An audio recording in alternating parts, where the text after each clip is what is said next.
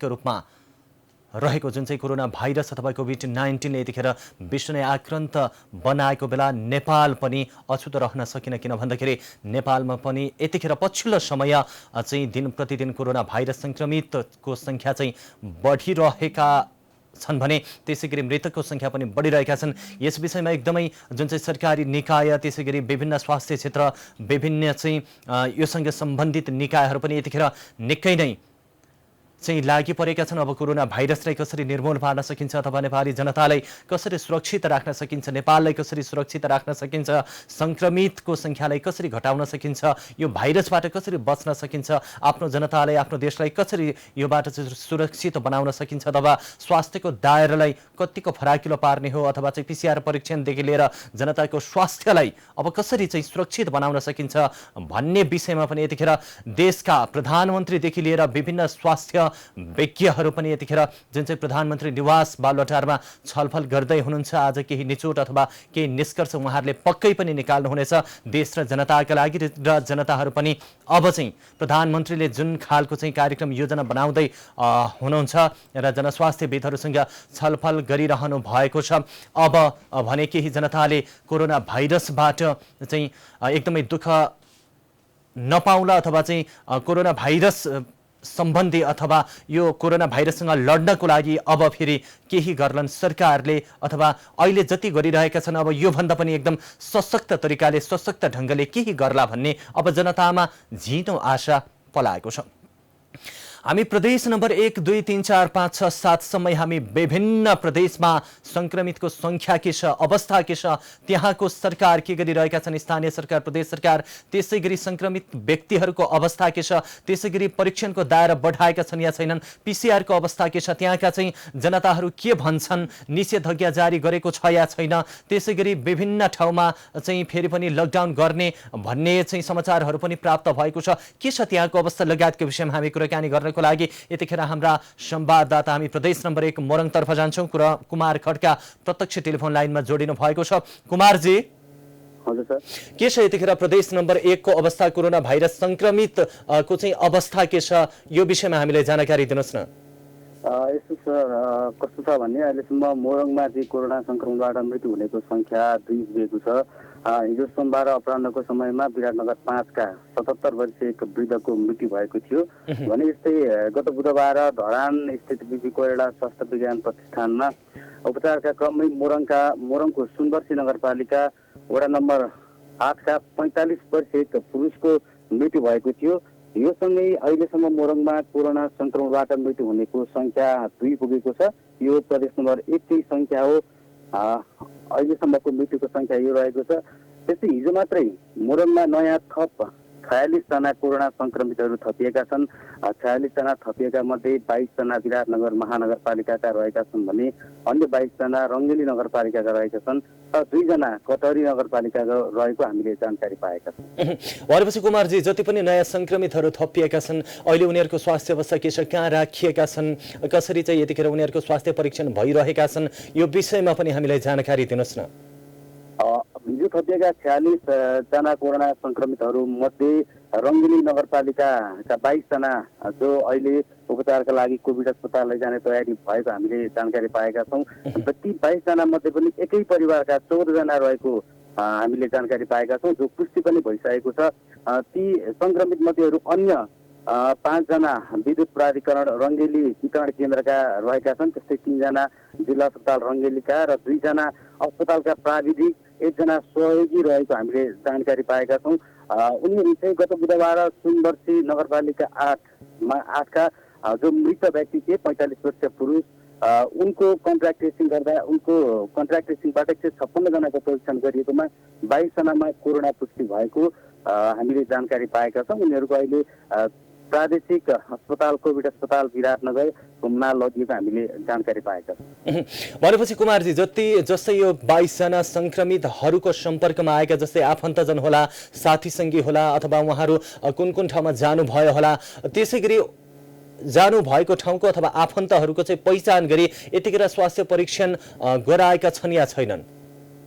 यस्तो छ कस्तो छ भने 156 जना जो सुन्दरसी नगरपालिका 8 का 45 वर्षीय जो गत बुधबार मृत्यु भएको थियो उसको कन्ट्याक्ट ट्रेसिङ उहाँको कन्ट्याक्ट ट्रेसिङ गर्दा चाहिँ उनीबाट भेटिएकाहरू 156 जना मध्ये 14 जना एउटै परिवारका रहेका छन् र अन्य 5 जना चाहिँ अन्य बाँकी रहेका चाहिँ त्यही नगरपालिका भित्रका बासिन्दाहरू रहेको छन् दुर्गतले उपचारका लागि लगिएको भन्ने हामीलाई जानकारी भएको के छ अहिले मोरङमा चाहिँ निषेधाज्ञा जारी गर्ने खालका योजनाहरू छन् अथवा चाहिँ त्यहाँ चाहिँ रङ्गेली बजार पनि बन्द गरिएको छ भन्ने समाचार प्राप्त भएको छ के यो सत्य हो अथवा के हो रङ्गेलीमा जुन 22 जना कोरोना संक्रमितहरू भेटिसके पछाडि हिजो 12 बजेदेखि चाहिँ 3 दिनका लागि बजार क्षेत्र सिल गरिएको हामीले जानकारी पाएका छौँ यो समय अहिले मोरङका 17 स्थानीय तहहरूमध्ये विराटनगर महानगरपालिका सुन्दरसी नगरपालिका रङ्गेली नगरपालिका र कटहरी गाउँपालिका गरी 4वटा स्थानीय तहमा कोरोना संक्रमण समुदाय स्तरमा फैलिएको भन्ने सूचना हामीले पाइरहेका छौँ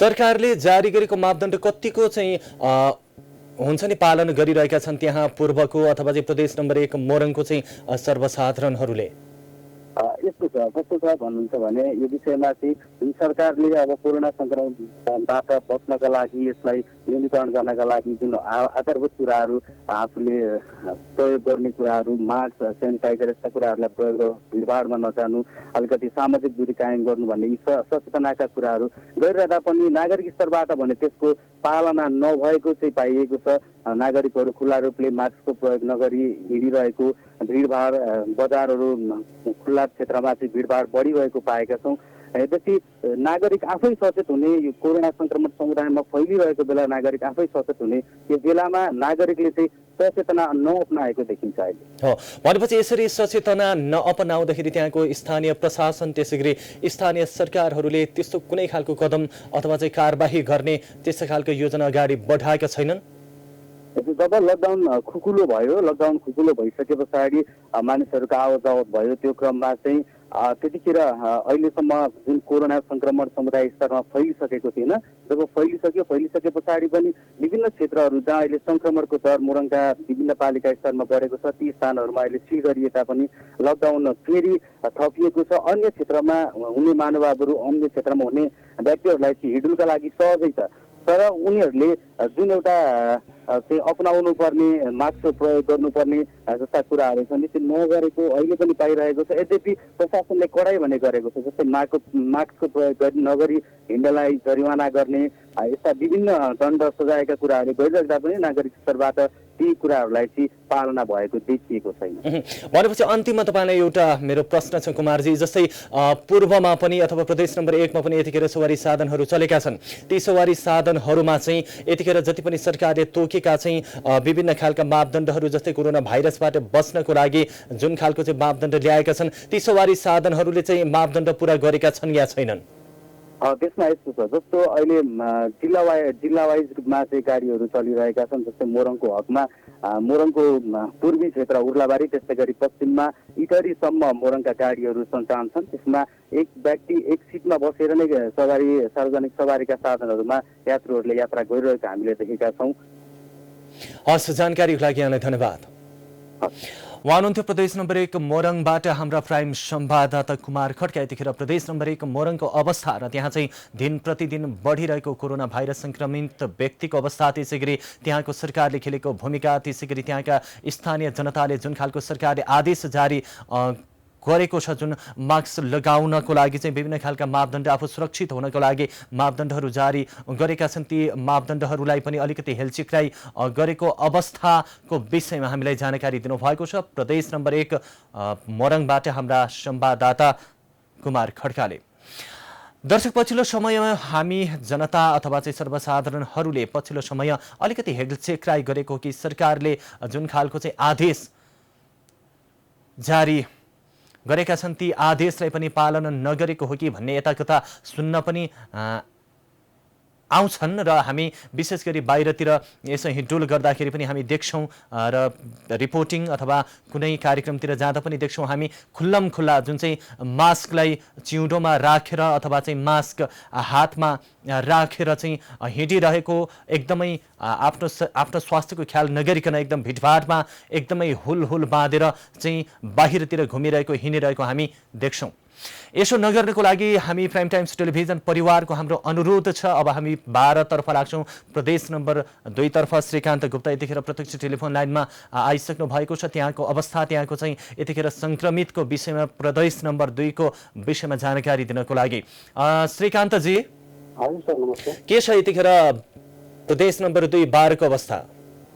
12 मा यतातिर हिजोको रिपोर्ट अनुसार हिजो 8 जनामा कोरोना संक्रमित भेटिएको छ, जसमा कलैया उपमहानगरपालिकाको तपाईँको अस्पताल कर्मचारीलाई 5 जनामा देखिएको छ र महागठबन्धन नगरपालिकामा 1 जना र परवानीपुरमा 1 जना र देखिएको छ भने कि अरू यतातिर तपाईँको यतातिर प्रहरी र प्रशासनले ठाउँ ठाउँमा निगरानी राखेको र भिडभाड पनि हुन दिइराखेको पनि छैन।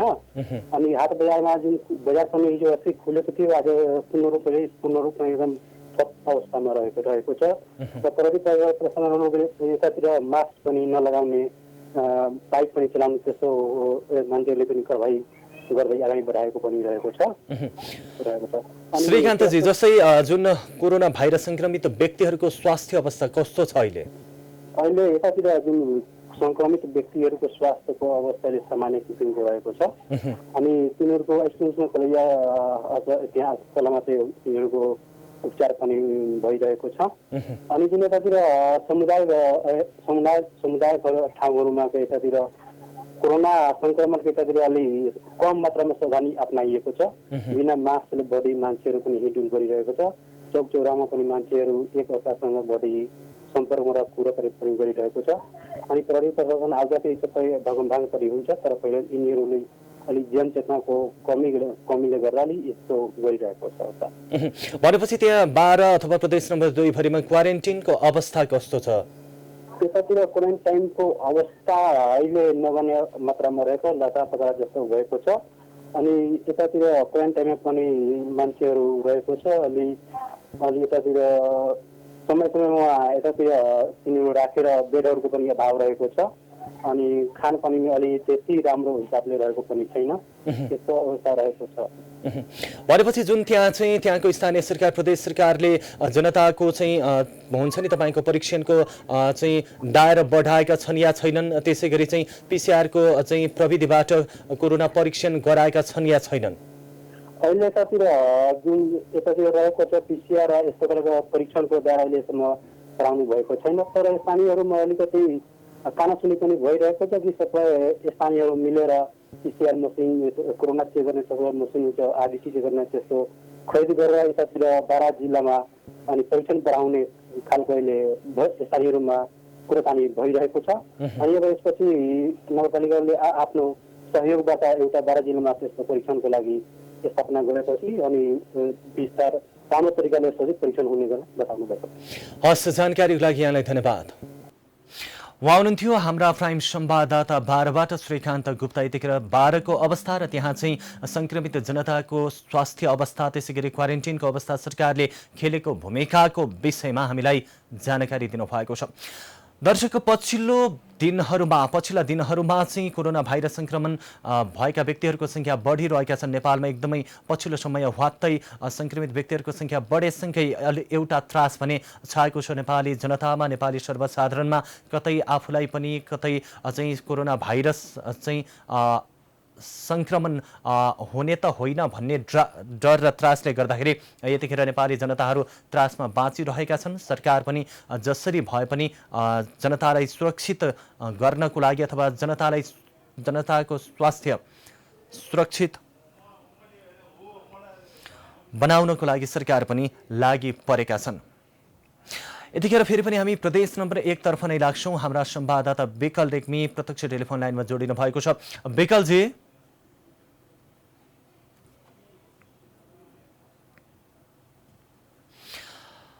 जुन चाहिँ हिजो मात्रै कोरोना संक्रमित व्यक्तिको मृत्यु भएको छ प्रदेश नम्बर 1 सुनसरीमा, र जुन मृतकको शवलाई चाहिँ यतिखेर चाहिँ अन्त्येष्टि गर्नको लागि लगिँदैछ र कहाँ लगिँदैछ र चाहिँ कुन ठाउँमा लगिँदैछ भन्ने विषयमा यतिखेर हामीलाई जानकारी दिनको लागि, त्यसै गरी सुनसरीको अवस्था यतिखेर के कस्तो छ, सङ्क्रमितको सङ्ख्या घटेका छन् या बढेका छन्, त्यसै गरी त्यहाँको सरकारले कस्तो खालको भूमिका खेलिरहेका छन्, स्वास्थ्य विज्ञहरूले के भनिरहेका छन् लगायतको विषयमा जानकारी दिनको लागि यतिखेर हामीलाई सुनसरी संवाददाता विकल रेग्मीसँग कुराकानी गर्छौँ।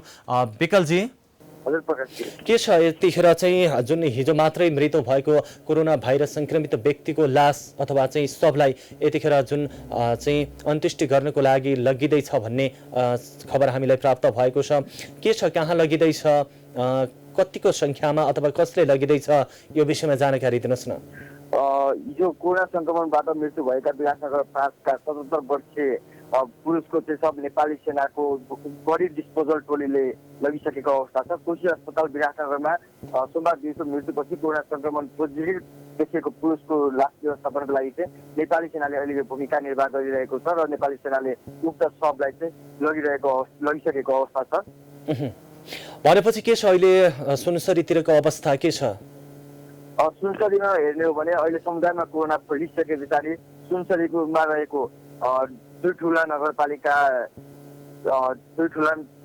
र एक उपमहानगरपालिका चाहिँ लकडाउन भइसकेको अवस्था छ भने यी उपमहानगरपालिका पनि लकडाउन गर्ने तयारी गरिएको छ।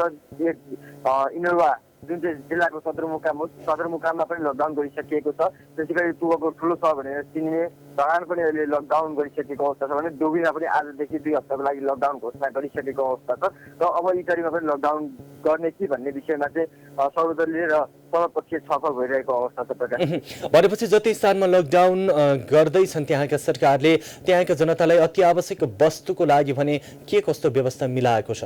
पक्कै पनि अहिले सुनसरी मोरङ लगायतका क्षेत्रको चाहिँ अधिकांश स्थानीय तहहरूले चाहिँ लकडाउन लगाउने कि लकडाउन गर्ने कि नगर्ने भन्ने विषयमा छलफल गरिरहँदाखेरि लकडाउन गरे पश्चात चाहिँ राहतलाई कसरी व्यवस्थापन गर्ने, राहत चाहिँ पुर्याउनलाई जनतासम्म कसरी पुर्याउने भन्ने विषयमा पनि विशेष छलफल गरिरहेको छन्। र अहिले लकडाउन नभइसकेको अवस्थामा चाहिँ सर्वसाधारणले आफूलाई चाहिने सामग्रीहरू जो गरिसकेको अवस्था छ। उहाँहरू आफूलाई चाहिने खाद्य सामग्रीहरू घरमा ल्याएर सञ्चित गरेर राखिसकेको अवस्था पनि रहेको छ। प्रकाशजी, हस्, जानकारीको लागि यहाँलाई धन्यवाद।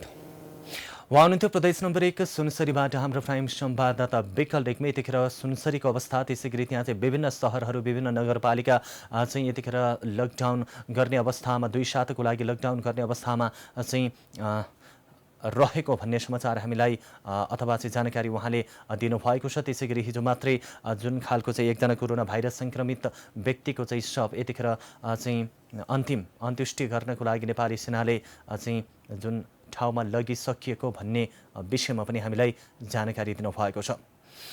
दर्शक, पछिल्लो समय कोरोना भाइरसका कारण धेरै नेपालीहरूले ज्यान गुमाइरहेका छन्। नेपालभित्रै पनि र सङ्क्रमितको सङ्ख्या भने दिन प्रतिदिन बढिरहेका छन्।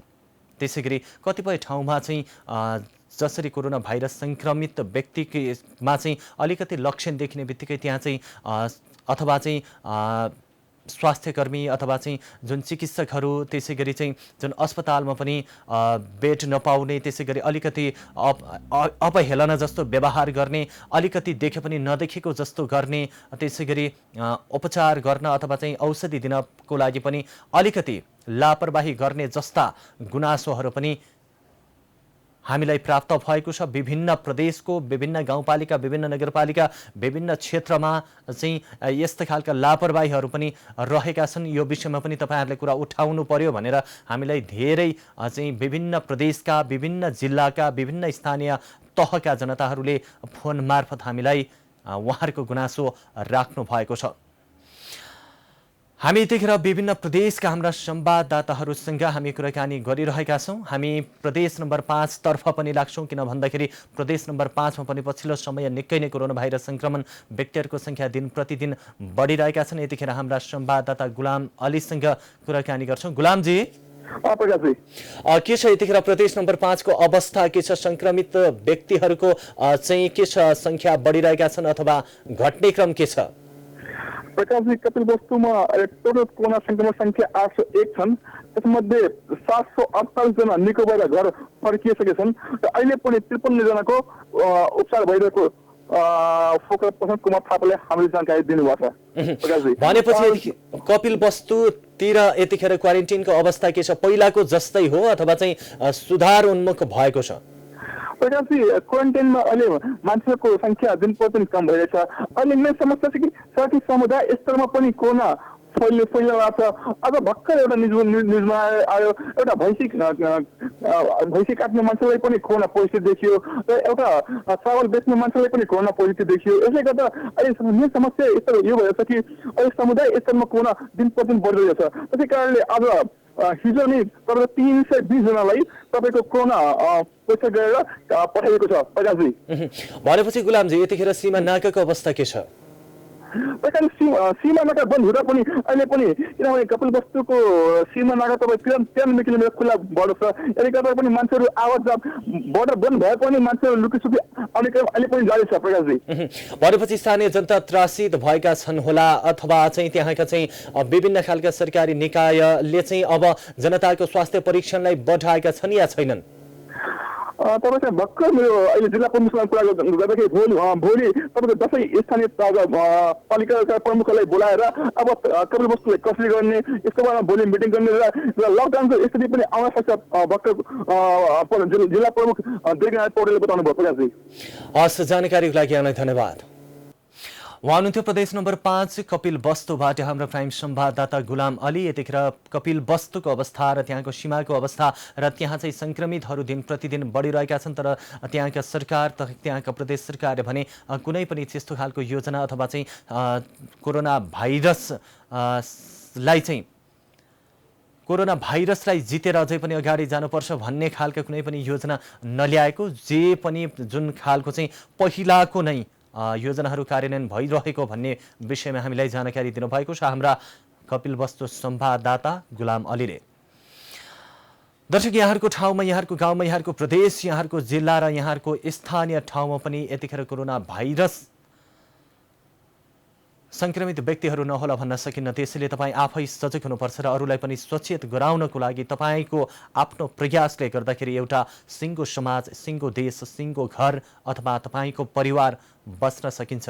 तपाईँको परिवार अथवा तपाईँको घर, तपाईँको टोल सुरक्षित भयो भने देश सुरक्षित हुन्छ। त्यसैले तपाईँले जति पनि सरकारले जुन आदेश, जुन खालको मापदण्ड तयारी अथवा चाहिँ आदेश जारी गरेको छ त्यो आदेशलाई पूर्ण रूपमा एकदमै भित्री मनदेखि नै पालना गरिदिनु हुनको लागि पनि हाम्रो पनि अनुरोध छ। तपाईँ भेटभाट, तपाईँ कतै पनि हुलहुज्जत, त्यसै गरी तपाईँ कतै पनि सवारी साधनमा यात्रा गर्दै हुनुहुन्छ, तपाईँ सेनिटाइजर मास्कको प्रयोग गरेर तपाईँ जुन खालको चाहिँ सामाजिक दूरी कायम गरेर चाहिँ तपाईँ यात्रा गर्न सक्नुहुनेछ। यतिखेर हामी सुदूरपश्चिमतर्फ लाग्छौँ। यतिखेर सुदूरपश्चिमका हाम्रा संवाददाता सुमन भट्ट प्रत्यक्ष टेलिफोन लाइनमा जोडिनु भएको छ। सुमनजी, हजुर प्रकाशजी, के छ यतिखेर प्रदेश नम्बर 7 को अवस्था के छ? कोरोना संक्रमितहरूको संख्या बढ्ने क्रम के छ? यो विषयमा हामीलाई जानकारी दिनुहोस् न।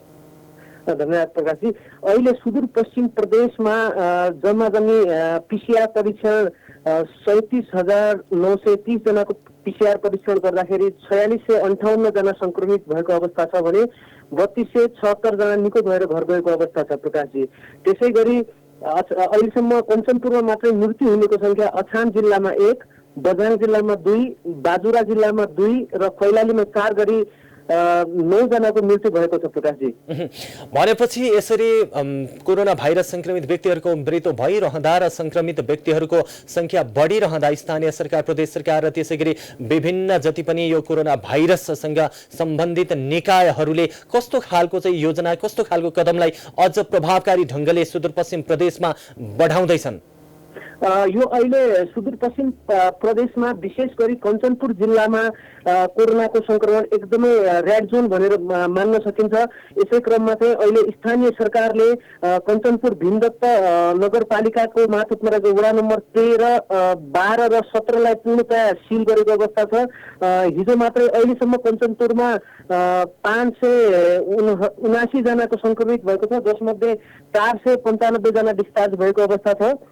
4459 जनाको पिसिआर परीक्षण गराउँदाखेरि 3459 जना अहिलेसम्म सामान्य भएर निस्केका छन् भने 1000 जना अझै पनि 1000 जनाको रिपोर्ट आउन बाँकी छ। अहिले कञ्चनपुरमा मात्रै 80 वटा एक्टिभ केस छन्।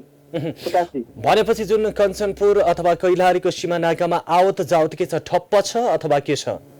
अहिले त्यति खासै ठप्प भन्नुपर्दा पनि आवश्यक कामकाज नेपाल सरकारको निर्णय अनुसार आवश्यक कामकाजका लागि मात्रै 3-4 वटा विधामा चाहिँ आवत जावत गरे पनि अरू सम्पूर्ण जिल्लाभन्दा बाहिर जाने कार्यलाई चाहिँ पूर्ण रूपमा बन्द गरेको छ। प्रकाशजी, भनेपछि जुन कोरोना संक्रमित व्यक्तिहरूको संख्या बढिरहँदा त्यहाँको प्रदेश सरकारले कस्ता खालका योजनाहरू अगाडि सारेका छन् सुमनजी? यो अहिले प्रदेश सरकारले यताको सामान्यतया कोरोनाबाट प्रभावित सबै मान्छेहरू यसको बारेमा अवेर भइसकेको अवस्था छ। यद्यपि मान्छेहरूले यसलाई चाहिँ सामान्यतया यसलाई लिइरहेका छन्। प्रकाशजी, मानिसहरूले अहिले प्रायः जसो मानिसहरूले कोरोना सकिएको भन्ने भ्रममा छन्। मान्छेहरूले मास्क लगाउनै छोडेको छ भने सरकारले प्रशासनले यो कुरालाई चाहिँ इफेक्टिभ बनाउनका निम्ति प्रहरी प्रचालन गरेर मास्क लगाउने कार्यदेखि लिएर यो ग्रुप यो भिडभाड नगर्ने खालका जनचेतनाका मूलक कार्यक्रमहरू प्रदेश सरकारले सञ्चालन गर्दै आएको छ। यद्यपि यो चाहिँ पूर्ण रूपमा कार्यान्वयन हुन चाहिँ सकिएको छैन। प्रकाशजी, हस्, जानकारीको लागि यहाँलाई धन्यवाद। धन्यवाद। उहाँ हुनुहुन्थ्यो प्रदेश नम्बर 7 कैलालीबाट हाम्रा प्राइम संवाददाता सुमन भट्ट। यतिखेर प्रदेश नम्बर 7 को अवस्था र त्यहाँ कैलाली जिल्ला कञ्चनपुर लगायत प्रदेश नम्बर 7 भरि नै यतिखेर कोरोना भाइरस संक्रमित व्यक्तिको संख्या बढिरहेको र जुन चाहिँ नाकामा पनि अत्यावश्यक काम बाहेक आवत जावत नभएको र यतिखेर चाहिँ विभिन्न त्यहाँका स्थानीय जनताहरूले चाहिँ अलिकति लापरवाही गरेको हो कि मास्कको प्रयोग नगरेको, त्यसै गरी सेनिटाइजर सामाजिक दूरी कायम नगरेको भन्ने हामीलाई जानकारी दिनुभएको छ। दर्शक, हाम्रो पनि अनुरोध छ, तपाईँ नबुझ्ने व्यक्ति हुनुहुन्छ भने तपाईँ कोही कसैबाट सिक्न सक्नुहुनेछ र तपाईँ यति बुझ्ने मान्छे हुनुहुन्छ भने तपाईँ अरूलाई पनि बुझाउन सक्नुहुनेछ र सिकाउन पनि सक्नुहुनेछ र तपाईँ आफै पनि मास्कको प्रयोग गर्दै अरूलाई पनि मास्कको प्रयोग गर्न, सेनिटाइजरको प्रयोग गर्न, त्यसै गरी सामाजिक दूरी कायम गर्नको लागि हामी अनुरोध गर्छौँ। किन भन्दाखेरि चाहिँ पछिल्लो समय नेपालमा पनि दिन प्रतिदिन कोरोना भाइरस संक्रमितको व्यक्ति थपिँदै गर्दाखेरि मृतकको संख्या बढिरहँदाखेरि तपाईँ, तपाईँको गाउँ, तपाईँको ठाउँ, तपाईँको नगर, तपाईँको चाहिँ जिल्ला, तपाईँको चाहिँ घर, तपाईँको परिवार र देशलाई नै सुरक्षित बनाउनको लागि जति पनि सरकारले चाहिँ एक खालको मापदण्ड ल्याएका छन् ती मापदण्डलाई हामीले आत्मसात चाहिँ एकदम ख्याल गर्दै हामीले चाहिँ एकदम आफ्नो सजग र सचेत रहनुपर्छ। यही नै अरूलाई पनि सिकाउनुपर्छ र हामी आफैले पनि कार्यान्वयन गर्नुपर्छ भन्दै आजको लागि भने समसामयिक विषयको कुराकानी यतिखेर सकिएको छ, समय पनि सकिएको छ। हामी सबै बिदा हुन्छौँ। हेर्दै रहनुहोला प्राइम टाइम्स टेलिभिजन। नमस्कार।